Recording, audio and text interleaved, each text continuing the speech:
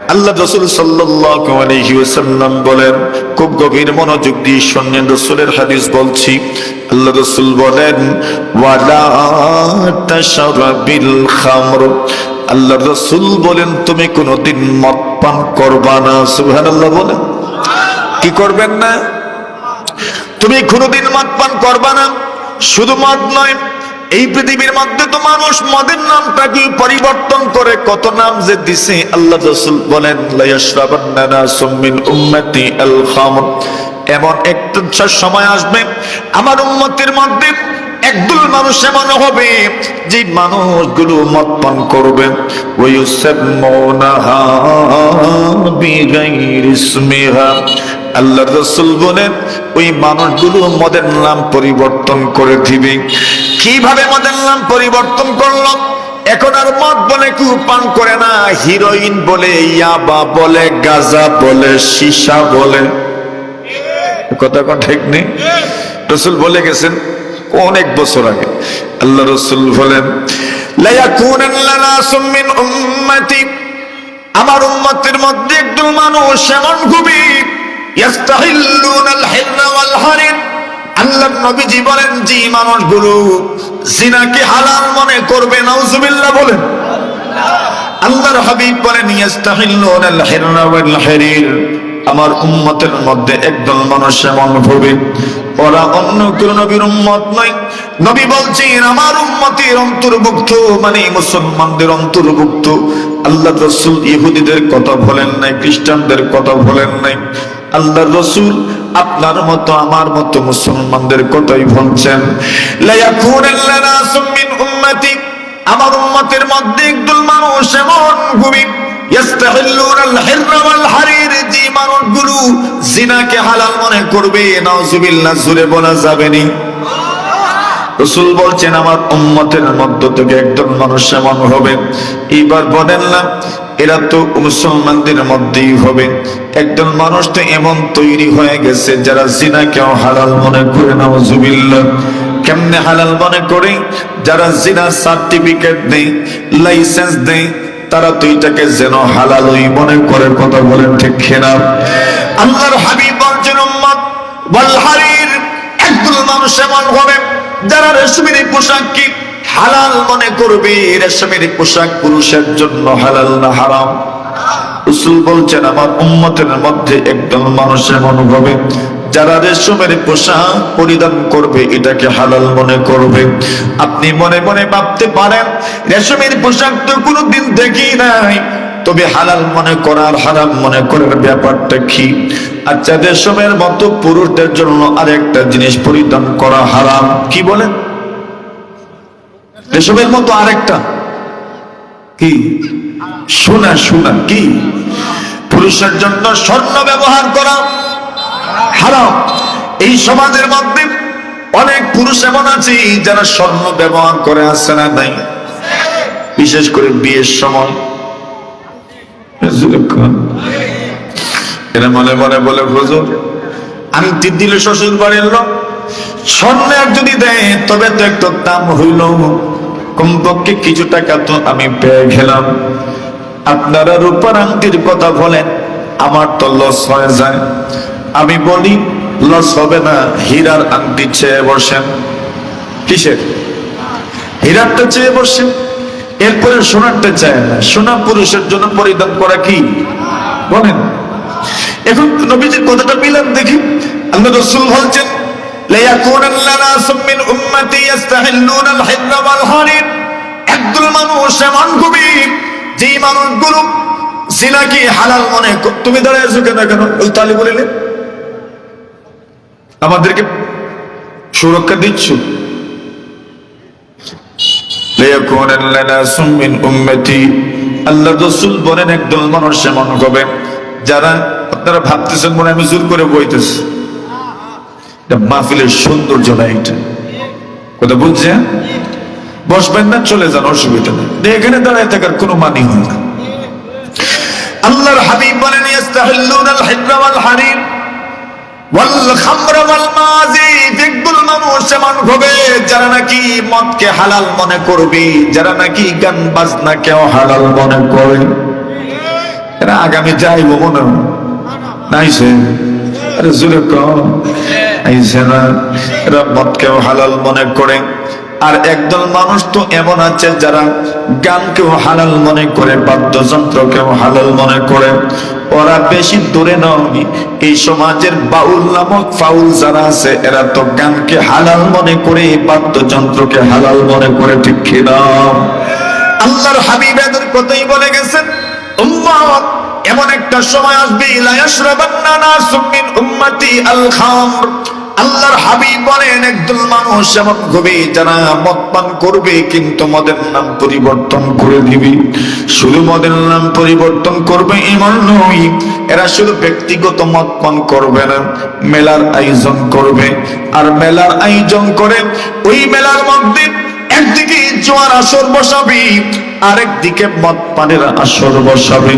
শুধু মদ পান নয়, মদ পান নয়, ইউযাফু আলা রুউসিহিম বিল মুগান্নিয়াতি ওয়াল মাযি। আমার বক্তব্য নয়, আপনি যে রাসূলের শাফাআত পেতে চান, এর যুবক বন্ধু আমার, যেই নবীর সুপারিশ আপনি পেতে চাও, সেই রাসূলের কথা আপনাকে শোনায় দিচ্ছি। রাসূল বলছেন একদিকে মদের আসর বসবে, আরেকদিকে নর্তকীদের মাধ্যমে নৃত্য পরিবেশন করা হবে, নাচ পরিবেশন করা হবে। ওইটা কি আসবে নাকি এসে গেছে? যেরকম আল্লাহর হাবিব বলেন এই মানুষগুলোর পরিণতিটা কেমন হবে? ইয়াহসিবুল্লাহু বিহিমুল আরদ। আল্লাহর হাবিবের উম্মত ওই মানুষগুলো সহ আল্লাহ পাক ভূমি দশা দিবেন, জমিনকে দশা দিবেন। এদের কারণেই জমিনের মধ্যে ভূমি দেশের মতো বিপর্যয় সৃষ্টি হবে, আযাব সৃষ্টি হবে, ভূমিকম্পের মতো আযাব হবে, ভূমি দশের মতো আযাব হবে। প্রতিনিয়ত ভূমিকম্প হচ্ছেই যে হচ্ছে, কেন হচ্ছে? আল্লাহ রাসূল বলছেন এমন অবস্থা যখন শুরু হয়ে যাবে, ফারতাকিবু ইনদা যালিকা যিহান হামরা ওয়া জালজালাতান ওয়া খাসফান ওয়া মাসখা। আল্লাহ রাসূল বলেন এমন অবস্থা যখন শুরু হয়ে যাবে, ওই সময় তোমরা অপেক্ষা করো। আল্লাহ পাক রব্বুল ইজ্জত ওয়াল জালাল আল্লাহ তাআলা রিহান হামরা আগুনের বাতাস দিবেন, গরম বাতাস দিবেন, ওয়া জালজালাতান আল্লাহ পাক ভূমিকম্প দিবেন, ভূমিধস দিবেন, চেহারা বিকৃত করে দিবেন। আল্লাহ রাসূল বলেন যারা নাকি গানকে হালাল মনে করবে, যারা মদকে হালাল মনে করবে, যারা মদের আসর বসাবে, একদিকে গানের আসর আরেকদিকে মদের আসর, আল্লাহ রাসূল বলছেন এদের পরিণতিটা কেমন? ইয়াখসিফুল্লাহু বিহিমুল আরদ। এরে বন্ধু আমার, প্রিয় ভাই আমার, বোন আমার, মা আমার, শোনো, আল্লাহ রাসূল বলছেন যারা গানের আসর বসান, যারা গানের আসরে নিজেকে সঁপে দেয়, আল্লাহ রাসূল বলছেন ওই মানুষগুলো সহ আল্লাহ পাক জমিনকে দশায় দিবেন। নাউজুবিল্লাহ। আরে বলেন, জোরে বলেন নাউজুবিল্লাহ। কারণ এই জমিনের নিচে কোন যাচ্ছে, আল্লাহ পরবর্তীকালে আলাম বলেন ফাকাসাবনা বিহি ওয়া বিদারিহিল আরদ। আল্লাহর নবীজি গো, আমি আল্লাহ পাক কারণকে তার সম্পদ সহ জমিনের নিচে দশায় দিলাম। ইবনে কাসির রাহিমাহুল্লাহ তাআলা বলেন তার হাইট যতটুকু ছিল প্রতিদিন এই পরিমাণ নিচের দিকে যেতে থাকবে, কিয়ামত পর্যন্ত এই পরিমাণ নিচের দিকে যাইতেই থাকবে। ভূমিধসের আযাব আগেকার যুগের উম্মতের ছিল। রাসূল বলছেন আমার উম্মতের মধ্যে যারা মদটাকে হালাল মনে করবে, ইয়াবার, হিরোইন আর গাঁজা থেকে শুরু করে যা আছে সবগুলোকে হালাল মনে করবে, এদেরকেও আল্লাহ পাক ভূমিধসের শাস্তি দিবেন। এরপরে বলছেন শোনেন, ওয়ায়াজালুল্লাহু মিনহুমুল কিরাদাতা ওয়াল খানাজির। আল্লাহ রাসূল বলেন এদের অনেককেই আল্লাহ পাক বানর বানায় দিবেন, শুয়োর বানায় দিবেন। জোরে জোরে বলেন নাউজুবিল্লাহ। বানরের শুয়োরের অর্থ কি? মানে সহজ অর্থ গুরু, এদের আমল এবং খাসলত হয়ে যাবে শুয়োর আর বানরের খাসলত, ঠিক কিনা? এখন এদের সাথে আমাদের সমাজের কিছু মানুষের একবারে 100 মিল আছে। কথা কোন ঠিক না ঠিক?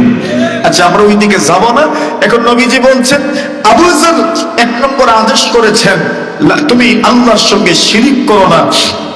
2 নম্বর আদেশ করেছেন তুমি নামাজ ছাড়বা না, ফরজ নামাজ ত্যাগ করবা না। 3 নম্বর আদেশ করেছেন ওয়ালা তাশরাবিল খামর, আল্লাহ রাসূল বলছেন তুমি মদ পান করবা না। কেন করবা না? কেন করবা না? ফাইন্নাহা মিফতাহু কুল্লি শাররিন, আল্লাহর নবী বলেন উম্মত শোনো, আবু যর শুনে রাখো, আমার উম্মতের কাছে সংবাদটা পৌঁছায় দিও, মদ পান করা হচ্ছে সমস্ত গুনাহের জড়, সমস্ত গুনাহের মূল। কোন মানুষ যখন মদ পান করে নেয় সাথে সাথে তার কি জ্ঞান চলে যায়, তার জ্ঞান বুদ্ধি আর বিবেক থাকে না, তখন তার মাধ্যমে সব ধরনের ক্রাইম আর সব ধরনের অপরাধ করা তার জন্য সহজ হয়ে যায়। কথা বলেন ঠিক কিনা? আসেন ভাইরা আমার, বন্ধুরা আমার, আল্লাহ তাআলা কোরআনে মাজিদের মধ্যে নামাজের ব্যাপারে গুরুত্বের সাথে কথা বলেছেন। জাহান্নামীরা যখন জাহান্নামে যাবে, এই পর্যন্ত আমরা নামাজের গুরুত্বের কথা আলোচনা করলাম। 2টা তারিকায় নবীজি সাল্লাল্লাহু আলাইহি ওয়াসাল্লাম নামাজের গুরুত্বের কথা তুলে ধরেছেন। এইবার নামাজের গুরুত্বের কথা বলবো। কেউ যদি নামাজ পড়ে না, তবে কোন প্রকারের কোন ধরনের শাস্তির মুখাপেক্ষী হবে, সেই কথাটা শুনবো আর বুঝবো নামাজের গুরুত্ব কি পরিমাণ। আল্লাহ পরবর্তীকালে আলাম কোরআনে মাজিদের মধ্যে ওই সকল মানুষ যারা জাহান্নামে যাবে, একজন মানুষ তো জাহান্নামে যাবে, জোরে বলেন ঠিক কিনা?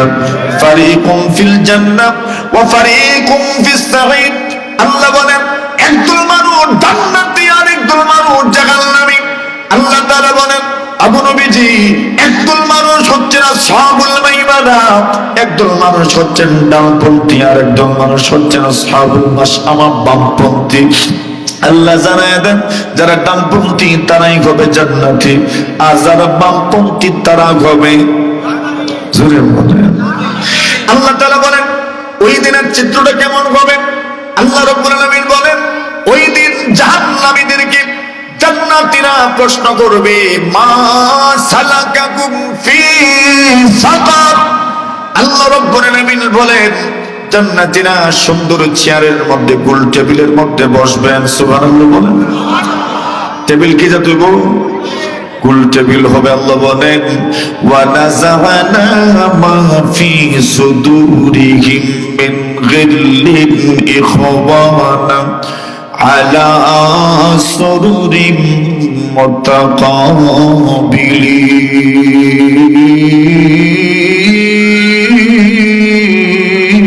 মুতাকাবিলিন। আল্লাহ বলেন নবী ওই দিন জান্নাতি মানুষগুলো গোল টেবিলের মধ্যে বসবেন। গোল টেবিলের অর্থ হলো কেউ কাউকে পেট দিবেন না, বরং একজন আর একজনকে দেখবেন, প্রত্যেকেই প্রত্যেকের দিকে তাকায় থাকবেন। এমন হতে হলে তো গোল টেবিল হওয়া দরকার, তবেই তো তাকানো যায়। সেই গোল টেবিলের মধ্যে আলোচনা করবে ফি জান্নাতি ইয়াতাসাআলুন। আল্লাহ বলেন নবীজি জান্নাতের মধ্যে এরা পারস্পরিক আলোচনা পর্যালোচনা করবেন। কোন ব্যাপারে আলোচনা পর্যালোচনা করবেন? আল্লাহ বলেন মা সালাকাকুম ফি সাকার। জান্নাতীরা জাহান্নামীদেরকে বলবে আরে বন্ধু আমার, তুমি কেন জাহান্নামী হলে? সুবহানাল্লাহ বলেন। জান্নাতীরা জাহান্নামীকে বলবে তুই কেন জাহান্নামী হলে? দেখেন নাই এই দুনিয়াতেও যদি কোনো বন্ধু ব্যর্থ হয়ে যায়, তবে আরেক বন্ধু বলে তুই পারলি না কেন? আমি যখন পারলাম তুই কেন পারলি না? কথা বলে ঠিক না ঠিক? কেন? বন্ধু তো বন্ধুই, দুজন মনে মনে চিন্তার দিক থেকে সমান, মানসিকতার দিক থেকেও সমান, শক্তি সামর্থ্যের দিক থেকেও সমান। এই সমাজের পরিবর্তনের জন্য যত ধরনের সংস্কার কার্যক্রম পরিচালনা করেছে এই দিক থেকেও সমান। একজন বন্ধু কোনো কাজে সফল হলো, আরেকজন বন্ধু সফল হতে পারলো না। তবে সফল বন্ধু অবশ্যই ব্যর্থ বন্ধুকে প্রশ্ন করবে কেন তুমি সফল হতে পারলে না, কেন তুমি সফল হতে পারলে না।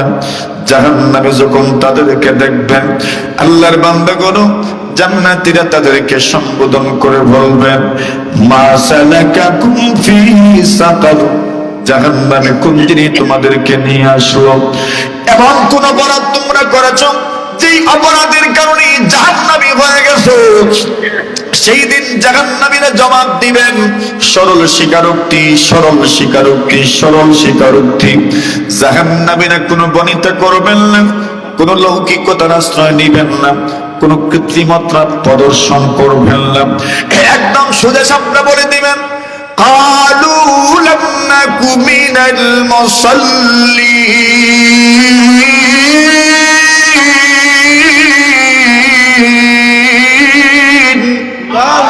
জাহান্নামীরা বলবে, আল্লাহ আমরা তো নামাজি ছিলাম না।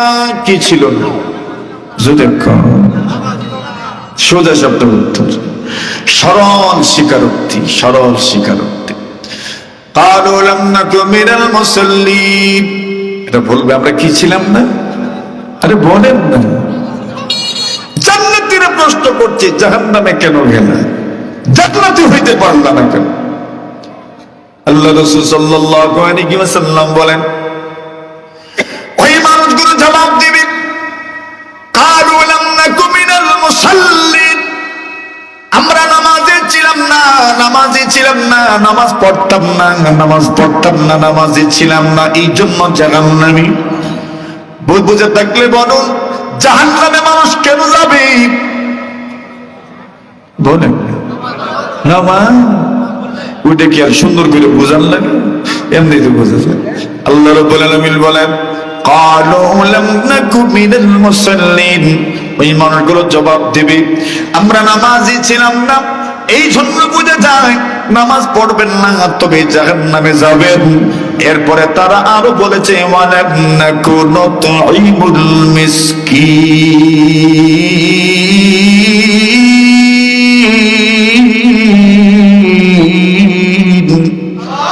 ওই মানুষগুলো বলবে, আল্লাহ এই পৃথিবীর মধ্যে আল্লাহ পাক আমাদেরকে অনেক দান দিয়েছিলেন, দৌলত দিয়েছিলেন, এমন শক্তি সামর্থ্য আমাদের ছিল, আমাদের ক্যাপাসিটি ছিল, কিন্তু আমরা কোনদিন কোন অসহায় ক্ষুধার্ত মানুষকে খাবার খাওয়াই নাই, এই জন্য জাহান্নামে এসেছি।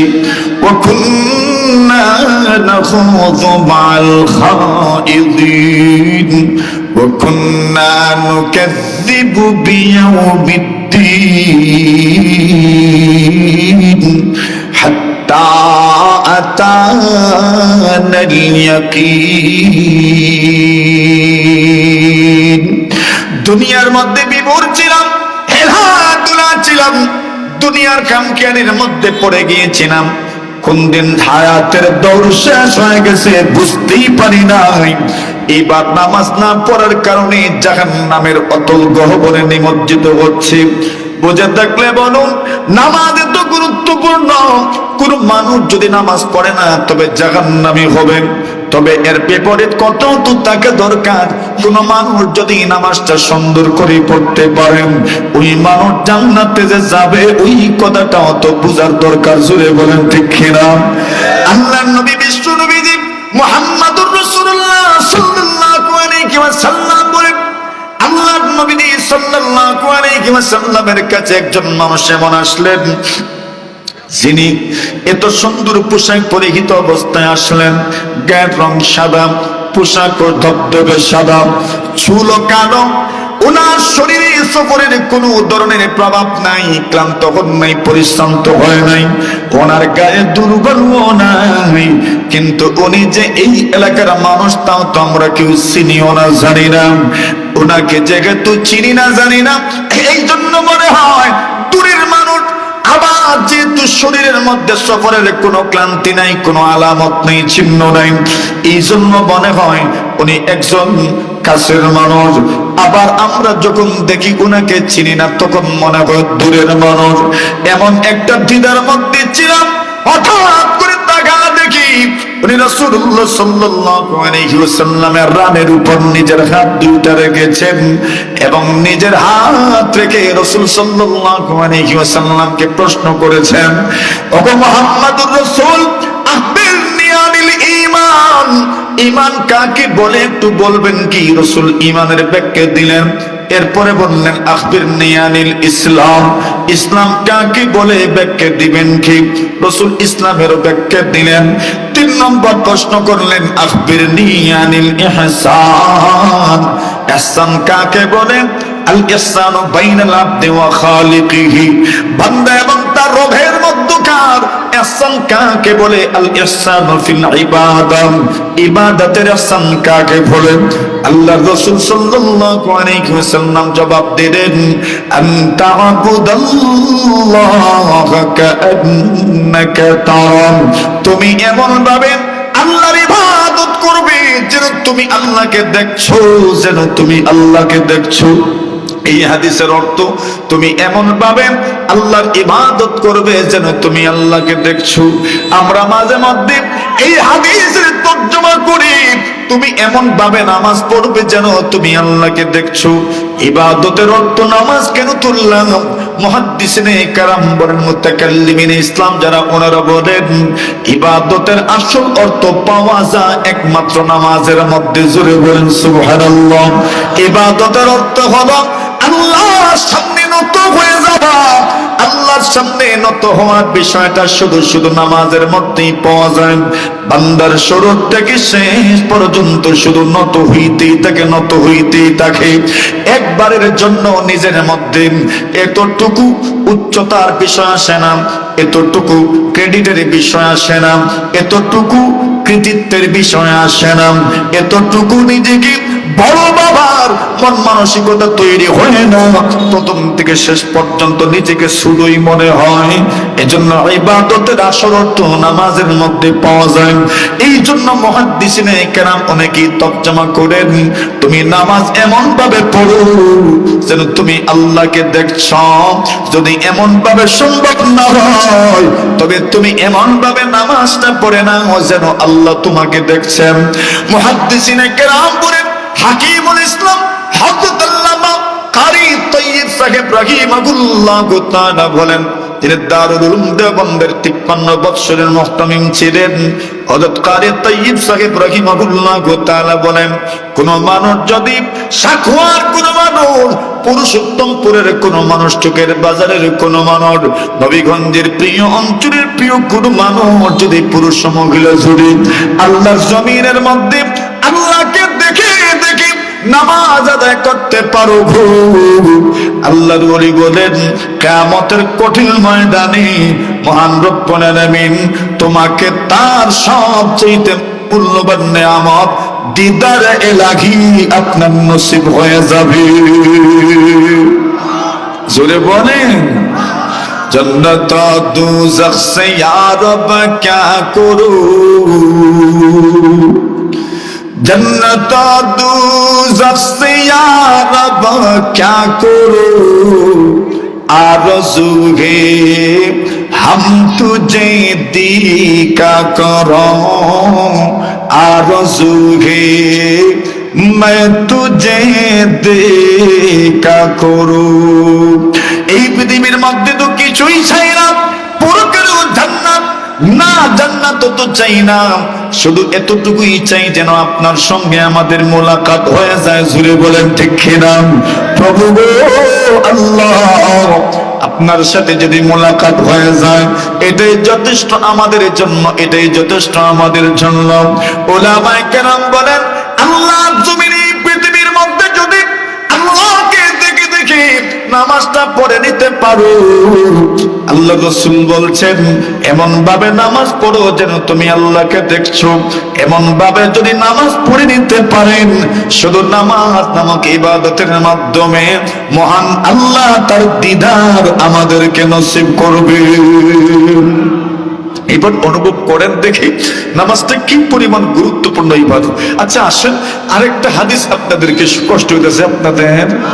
নবী আকরাম সাল্লাল্লাহু আলাইহি ওয়াসাল্লাম বলেন, ইন্না আউওয়ালা মা ইউহাসাবু বিহিল আবদু ইয়াওমাল কিয়ামা। আল্লাহ রাসূল সাল্লাল্লাহু আলাইহি ওয়াসাল্লাম বলেন, কিয়ামতের কঠিন ময়দানে এই পৃথিবীতে যত মানুষ আছে, কিয়ামতের কঠিন ময়দানে আল্লাহ পরওয়ারদিগারে আলম তার আমলের মধ্য থেকে তার নামাজের হিসাব সর্বপ্রথম নেবেন। ইন্না আউয়ালা মা ইউহাসাবু বিহিল আবদু ইয়াউমাল কিয়ামাতি মিন আমালিহি সালাতুহু। আল্লাহ রাসূল বলেন তার নামাজের হিসাব নেওয়া হবে। এইবার আল্লাহর হাবিব বলেন কোন মানুষ যদি নামাজকে সুন্দর করে পড়তে পারে, ফাইন সালুহা, কোন মানুষের নামাজ যদি সুন্দর হয়ে যায়, সঠিক হয়ে যায়, নামাজ যদি সুন্দর এবং সঠিক হয়ে যায়, আলহামদুলিল্লাহ বলেন। সুন্দর আছে তো কথা কন, সুন্দর আছে, সঠিক আছে, হ্যাঁ, রুকু থেকে সোজা হন তো না, এর আগেই সিদ্ধে চলে যায়, আরে কথা বলেন। আল্লাহর হাবিব সাল্লাল্লাহু আলাইহি ওয়াসাল্লাম বলেন ফাইন সালুহা, কোন মানুষের নামাজ যদি সঠিক হয়ে যায়, কোন মানুষ যদি সঠিকভাবে নামাজটা আদায় করতে পারে, আল্লাহ রাসূল বলেন ফাকাদ আফলাহা ওয়া আনজাহা, নবীজি বলেন কিয়ামতের কঠিন ময়দানে সে সফল হয়ে গেল। ওয়া ইন ফাসাদাত, আর যদি নামাজটা ফাসিদ করে দেয়, নামাজটাকে যদি নষ্ট করে দেয়, মানে নামাজ পড়লো না, নামাজ আদায় করলো না, আল্লাহ রাসূল বলেন ফাকাদ খাবা ওয়া খাসিরা, কিয়ামতের কঠিন ময়দানে ওই মানুষটা ক্ষতিগ্রস্ত হবে নিঃসন্দেহে। আল্লাহর নবী বলেন এবার আমাদের পালা, আমরা নষ্ট করি নাই, আবার একদম 100 করবেন, 100 হাসেন, 100 পারি নাই, আবার নষ্ট করি নাই। আল্লাহ রাসূল সাল্লাল্লাহু আলাইহি ওয়াসাল্লাম বলেন ওয়া ইন ইনতাকাসা মিন ফারিদাতিহি শাই, আল্লাহর নবী বলেন তার ফরজের মধ্যে যদি সামান্য পরিমাণ ঘাটতি চলে আসে, ঘাটতি চলে আসে, ঘাটতি চলে আসে, আল্লাহ রাব্বুল আলামিন তার ফেরেশতাদেরকে বলবেন আদাল্লাহু লিমালাইকাতিহি, আল্লাহ রাসূল বলেন আল্লাহ পাক তার ফেরেশতাদেরকে বলবেন ফেরেশতারা উনজুরু হাল লিআবদি মিন তাতাওয়ুন, দেখো না আমার বান্দার কোন নফল আমল আছে কিনা, নফল নামাজ আছে কিনা। আল্লাহ রাসূল বলেন এইভাবে যদি ওই বান্দার কোন নফল আমল পাওয়া যায়, নফল নামাজ পাওয়া যায়, আল্লাহ রাসূল বলেন আল্লাহ পাক ফেরেশতাদেরকে বলবেন আমার বান্দার নফলের মাধ্যমে তার ফরজের যত ঘাটতি আছে সবগুলো ঘাটতি পুরা করে দাও। সুবহানাল্লাহ। এখন ফরজের মাধ্যমে, ফরজের মধ্যে যত ঘাটতি হয়েছে ওইটা পুরা হবে কিসের মাধ্যমে? নফলের মাধ্যমে। নফল বলতে কত নফল হইতো আপনারা জানেন। আচ্ছা, যেটা সবার পরিচিত নফল, যেটাকে সুন্নাত বলা হয়, ওইটার কথাই আমরা আগে বলি। আল্লাহ রাসূল সাল্লাল্লাহু আলাইহি ওয়াসাল্লাম বলেন মান হাফাযা আলা সিনতাইয়াশারাতা রাকাতান ফি ইয়াউমিন ওয়া লাইলা, আল্লাহ রাসূল সাল্লাল্লাহু আলাইহি ওয়াসাল্লাম বলেন কোন মানুষ যদি দিনে রাতে 12 রাকাত সুন্নতের উপর যথাযথভাবে আমল করে, গুরুত্বের সাথে আমল করে, বানাল্লাহু লাহু বাইতান ফিল জান্নাহ, আল্লাহ রাসূল বলেন ওই মানুষটা যদি দিনে এবং রাতে 12 রাকাত সুন্নতের উপর আমল করতে পারে, তার জন্য মহান আল্লাহ জান্নাতের মধ্যে হীরা এবং মণি মুক্তা দিয়ে ঘর বানাবেন। জোরে জোরে বলেন কত রাকাত? মাত্র 12। এখন এই মাত্র 12 যে ওটা কোনটা? আল্লাহ রাসূল সাল্লাল্লাহু আলাইহি ওয়াসাল্লাম বলেন 2 রাকাত ফজরের নামাজের আগে। সুবহানাল্লাহ বলেন। শুনেননি? আল্লাহর নবী বলেন 4 রাকাত যোহরের নামাজের আগে। শুনছেন? আল্লাহর নবী বলেন 2 রাকাত যোহরের নামাজের পরে। এটা শুনছেন? আল্লাহর নবী বলেন 2 রাকাত মাগরিবের নামাজের পরে। শুনছেন? আল্লাহর নবী বলেন আরো 2 রাকাত ঈশার নামাজের পরে। কতছে হইছে?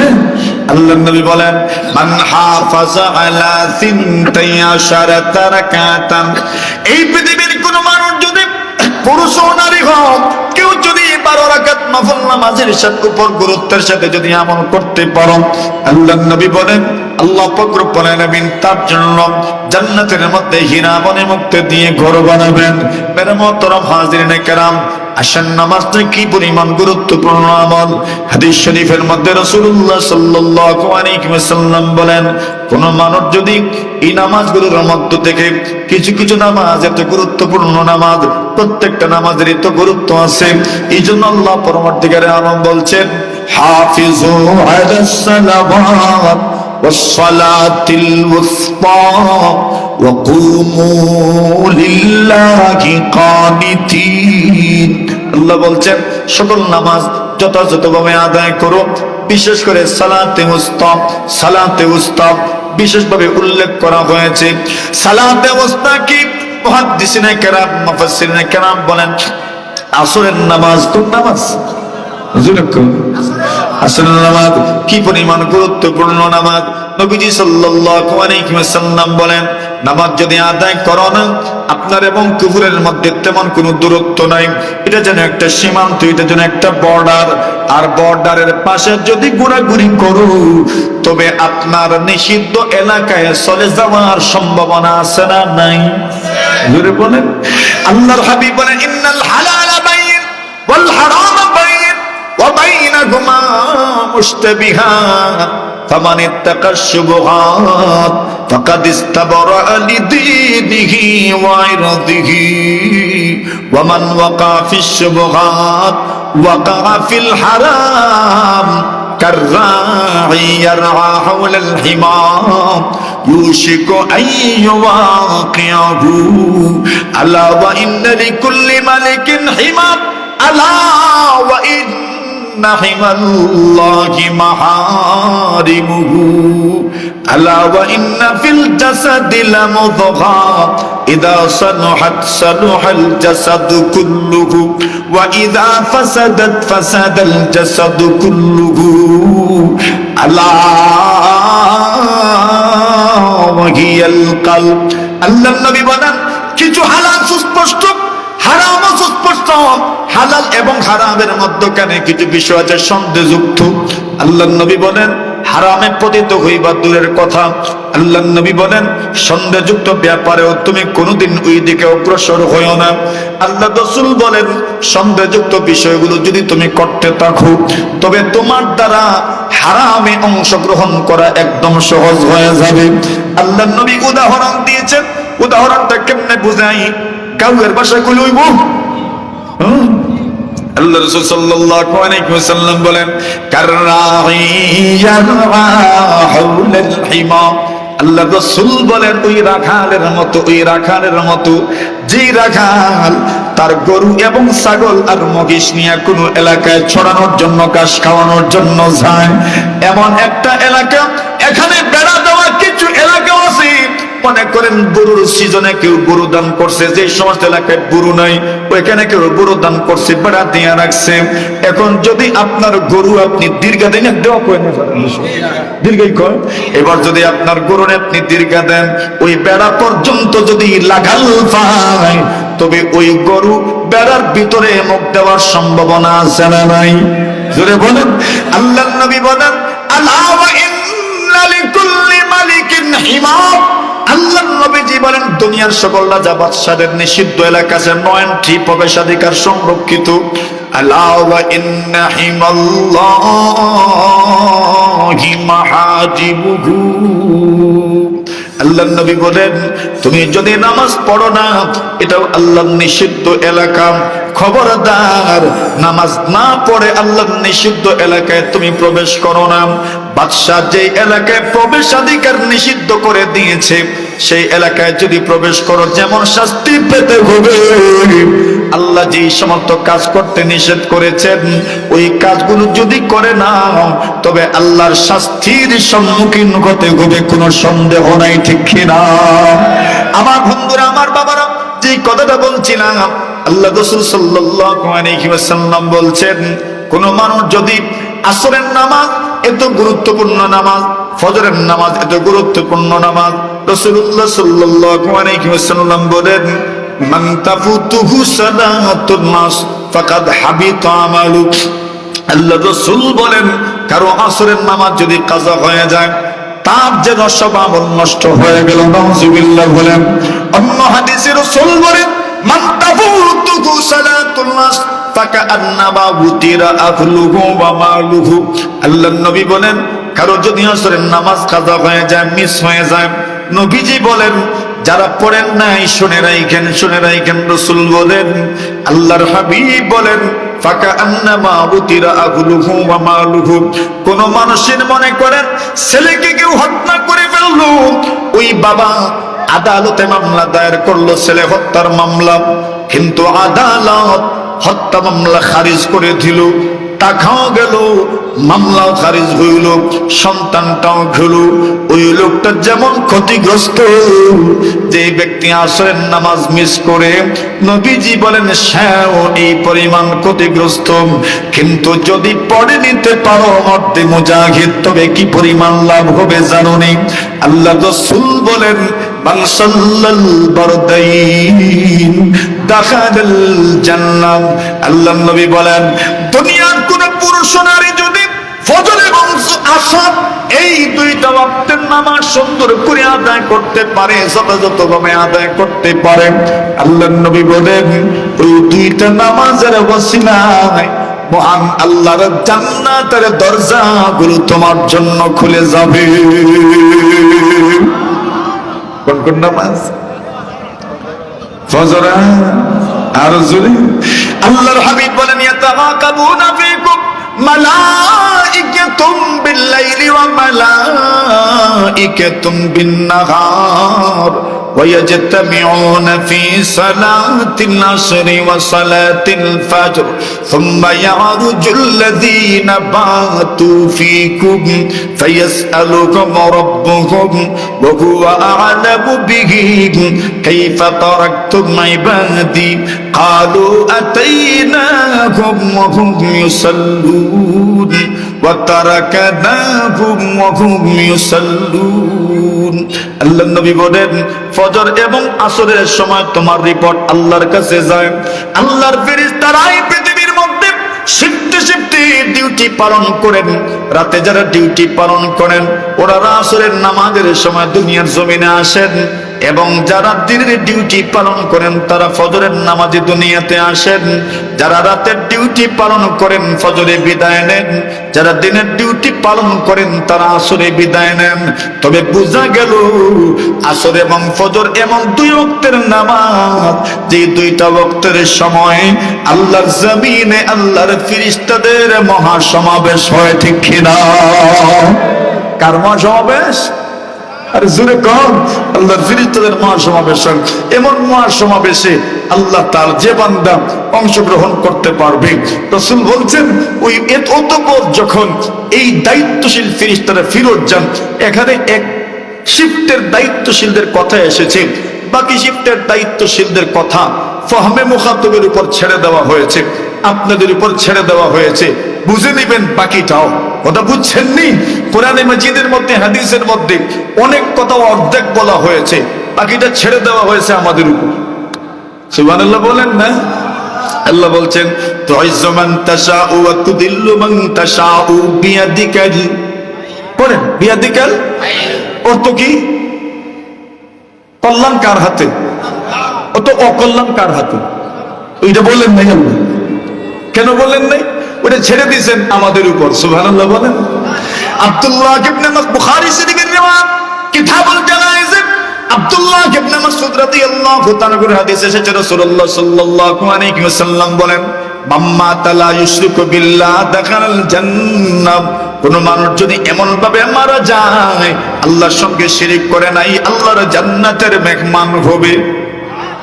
আব্দুল্লাহ ইবনে মাসউদ বলেন, ওয়া আকুলু, আমি বলি কেউ যদি মারা যায় এমন অবস্থায় যে আল্লাহর সঙ্গে শিরিক করছে, সে জাহান্নামে যাবে। সুবহানাল্লাহ।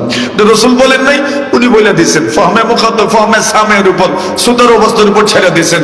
তো আল্লাহ রাসূল বলছেন, রাতে যারা ডিউটি পালন করবেন এরা যখন আল্লাহর কাছে ফিরত যাবেন, দিনে যারা ডিউটি পালন করবেন এরাও যখন আল্লাহর কাছে ফিরত যান, আল্লাহ জিজ্ঞাসা করেন, কি রে আমার বান্দা বান্দির অবস্থা কি? পুরুষোত্তমপুর, টুকের বাজার, সাকুয়া, আরো কত কিছু নাম জানি, সব কইতাম না আজকে আমি। আল্লাহ রাসূল বলেন, আল্লাহ পাক জিজ্ঞাসা করবেন, এদেরকে কোন অবস্থায় রেখে এসেছো? ফেরেশতারা, আল্লাহ জানেন না মনে হয়? জানেন? এরপরে প্রশ্ন করবেন, আল্লাহ জিজ্ঞেস কেন অবস্থা রেখে এসেছো? এরা বলবে আল্লাহ গিয়ে দেখছি নামাজ পড়ে থইয়া হইছি নামাজ পড়ে। তোমার কালকে কইবেন না আরো জোরে, গিয়ে দেখছি আসেন তো আসরে কোন সময়? আসরে আইসা দেখছেন নামাজ পড়ে, আর ফিরত গেছেন কোন সময়? ফজরে থইয়া গেছেন নামাজ পড়ে। আল্লাহ রে কইন আল্লাহ গিয়াও দেখছি নামাজ পড়ে, থইয়াও আইছি নামাজ পড়ে, গিয়েও দেখছি থইয়াও আইছি। এর মানে কি 24 ঘন্টায় তো নামাজে? আরে সুবহানাল্লাহ জোরে কোন। গিয়েও দেখছি কি করে, থইয়াও আইছি কি করে? নামাজ পড়বেন তো। আল্লাহ তৌফিক দান করুন। ওয়া আখিরু দাওয়ানা আনিল হামদুলিল্লাহি রাব্বিল আলামিন। আসসালামু আলাইকুম।